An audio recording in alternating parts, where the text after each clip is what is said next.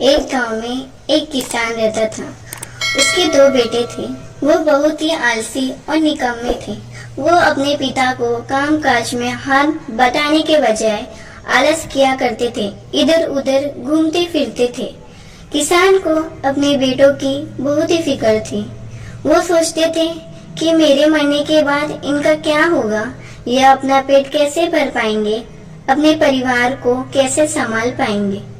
एक दिन किसान की हालत बहुत ही गंभीर थी। कहने का मतलब किसान मरने की हालत में था।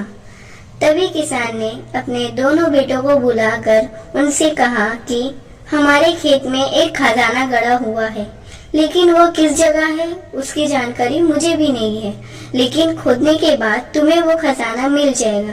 इतना कहकर किसान भगवान को प्यारे हो गए। खजाने की खबर सुनकर दोनों बेटों के मन में लालच आ गया और वो दोनों खेत पर चले गए और खेत को खोदने लगे। खजाने के लालच में कुछ ही दिनों में पूरे खेत को खोदने के बाद वो घर जाकर बैठ गए और वो अपने पिता को खोजने लगे। इस तरह कुछ ही महीने बीत गए। किसान के बेटों के पास पेट भरने के लिए सिर्फ एक ही जरिया था, वो है खेती। तब बाकी किसानों की तरह किसान के बेटों ने खेत में बीज बोने शुरू कर दिए। वर्ष का पानी पाकर वह अंकुशित हुए और देखते ही देखते खेत लहराने लगे। ऐसा लग रहा था कि वह हवा के झोंके से लहरा रहा है। यह देखकर किसान के बेटे बहुत खुश हो गए।